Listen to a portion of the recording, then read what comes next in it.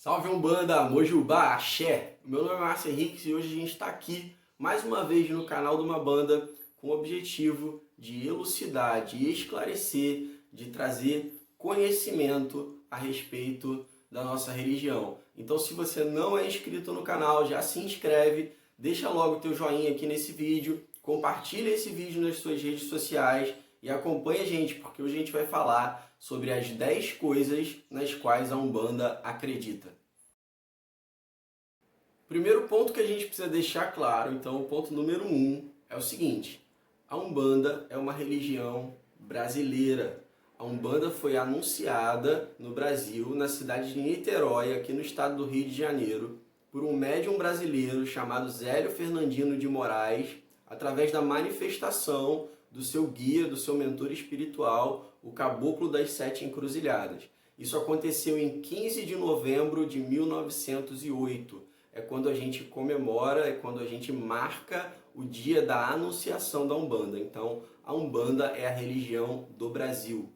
O segundo ponto que a gente precisa deixar claro é que a Umbanda é sim uma religião cristã. Apesar de não ter a Bíblia como livro sagrado, a Umbanda acredita em Cristo, acredita nos valores cristãos e segue valores cristãos. O terceiro ponto é o seguinte: a Umbanda é uma religião monoteísta. Isso quer dizer que a gente acredita em um único Deus. Um Deus único que dá origem a diversas divindades. E essas divindades a gente vai chamar de orixás. O quarto ponto é que a Umbanda acredita nos orixás. Quem são os orixás? Na nossa visão, na visão umbandista, os orixás são divindades, são manifestações, são irradiações de Deus. Cada um em seu plano específico. Então a gente pode fazer aqui alguns exemplos, como por exemplo o Ogum, que é um orixá bastante popular no Brasil. Ogum seria a manifestação de Deus no campo da lei. Oxum seria a manifestação de Deus no campo do amor. Iemanjá, a manifestação de Deus no campo da geração. Então, os orixás serão divindades, serão partes de Deus, cada um regendo um campo específico da humanidade, do planeta, do ser humano. E esses orixás, eles vão ter seus pontos de força. Oxóssi vai ter seu ponto de força, a sua maior irradiação na mata. Iemanjá, no mar. Xangô, na pedreira. Ogum, nas estradas. Então, cada ponto da natureza vai ter uma irradiação mais forte de um orixá, que na nossa visão não é um deus, é uma divindade, ou seja, uma parte do próprio Deus único. Lembra? Eu falei lá antes que a Umbanda é uma religião monoteísta. Se ela é monoteísta, ela acredita em um único Deus. Porém, acreditamos que esse único Deus se divide em muitas partes e cada partícula desse Deus, cada parte desse Deus único, que a gente pode chamar de Olorum, de Zambi, de Olodumare, de Deus, de Criador, isso pra gente não importa. Cada parte desse Deus se ramifica e se torna uma divindade, um orixá, que vai reger uma parte da vida humana, uma parte da condição planetária e vai ter, em um ponto de força da natureza, a sua irradiação mais forte. Quinto ponto, número 5. A Umbanda acredita nos guias e mentores espirituais. O que quer dizer isso? A gente acredita que alguns espíritos já vieram à Terra, encarnaram e reencarnaram, encarnaram e reencarnaram várias vezes. E nessas inúmeras encarnações, eles tiveram várias lições, aprenderam muito, evoluíram e hoje eles voltam aos terreiros, incorporados em seus médiuns, para poder prestar caridade. O que eu quero dizer com prestar caridade? Para poder ajudar aqueles que vão ao terreiro procurar por essa ajuda, procurar por esses guias, com conselhos, passes energéticos, boas vibrações, ajudar as pessoas nas suas caminhadas terrenas. E esses guias, eles vão se apresentar através de arquétipos. que eu quero dizer com isso também? Deixa eu explicar essa questão do arquétipo. Esse guia ele vai se apresentar sob uma roupagem. Ele vai se apresentar como um caboclo, como um preto velho, como um exu, como uma pombagira, como um boiadeiro. Ele vai se apresentar com um arquétipo que no fundo, representa uma parte do próprio Brasil.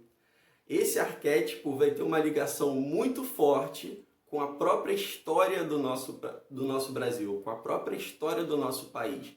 Então os guias de Umbanda vêm ao terreiro e são espíritos de luz, espíritos iluminados, espíritos que ascensionaram, com o arquétipo de pretos velhos, caboclos, crianças, exus, pombagiras, para poder passar para a gente mensagens, sobretudo de amor, de paz e de caridade.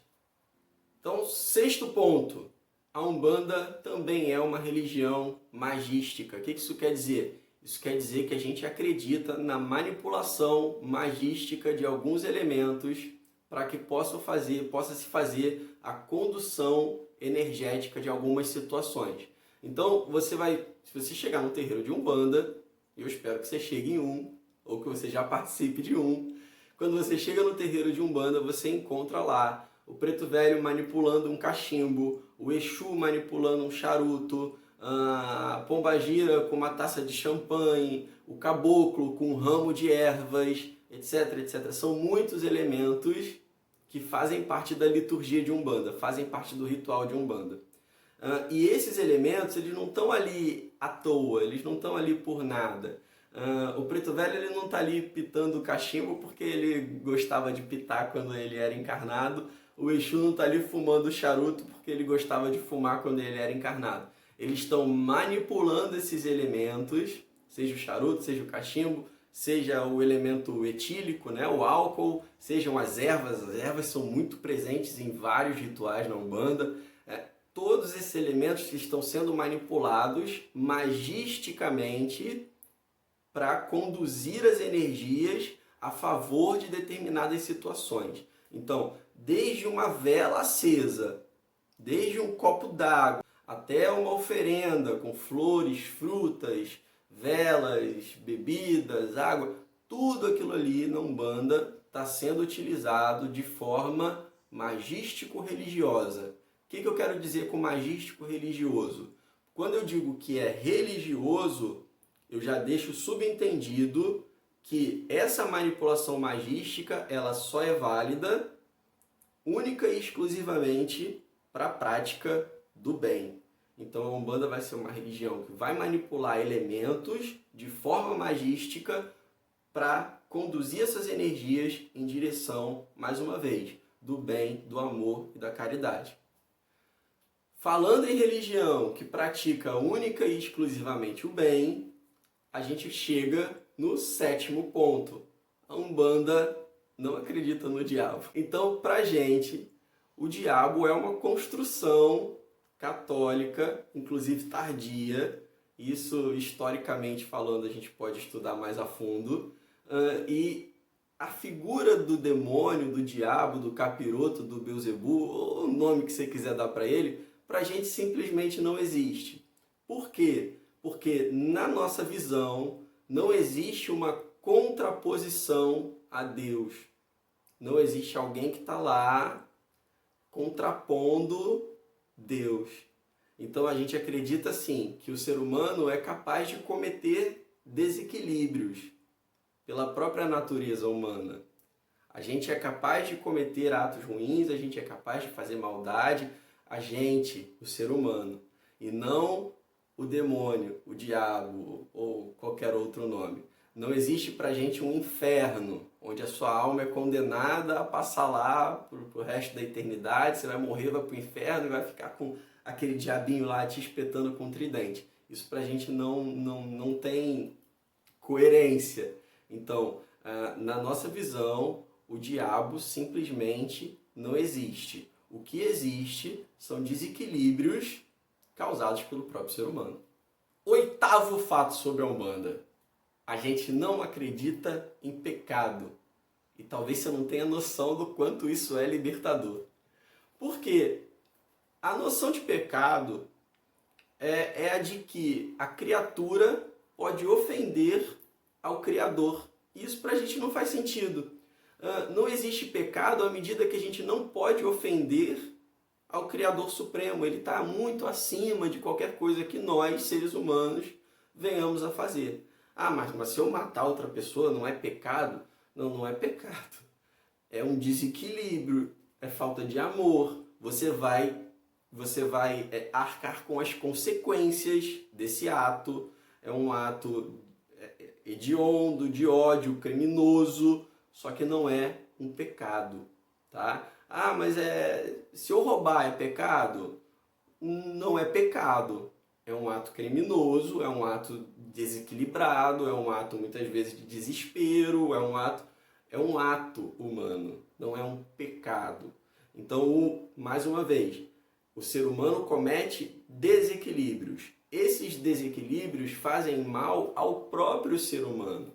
Então, o cara que mata, o cara que rouba, o cara que comete o que seria, entre aspas, na visão de outras religiões, um pecado, para a gente ele está só se prejudicando cada vez mais, tendo uma queda no processo evolutivo dele. Então, quanto mais desequilíbrios ele comete contra o próximo ou contra ele mesmo, tá? Isso é importante a gente frisar, porque esse desequilíbrio ele pode ser cometido contra o próximo, como eu, por exemplo, falei, ou roubar, ou matar, ou qualquer coisa nesse sentido, mas você também pode cometer desequilíbrios a respeito de você mesmo, se entregando aos vícios, por exemplo, ou fazendo coisas que venham a te prejudicar. Então, quanto mais desequilíbrios cometidos, menor a evolução, menor o crescimento que essa pessoa vai ter durante essa encarnação e maior a queda ela vai sofrer durante esse processo encarnatório. Então, esquece a noção de pecado quando você fala em Umbanda. É uma questão do ser humano ter o livre arbítrio para poder cometer desequilíbrios e arcar com as consequências, ou escolher seguir uma vida equilibrada, harmônica e crescer tal como pessoa. O nono fato é que você vai perceber, assim que você entra no terreiro de Umbanda, tradicionalmente usamos o branco. E se você encontrar alguém na rua todo vestido de branco, provavelmente é um umbandista ou um candomblecista, é alguém que segue a religião, o culto dos orixás. E por que a gente usa o branco? A gente usa o branco principalmente por dois motivos.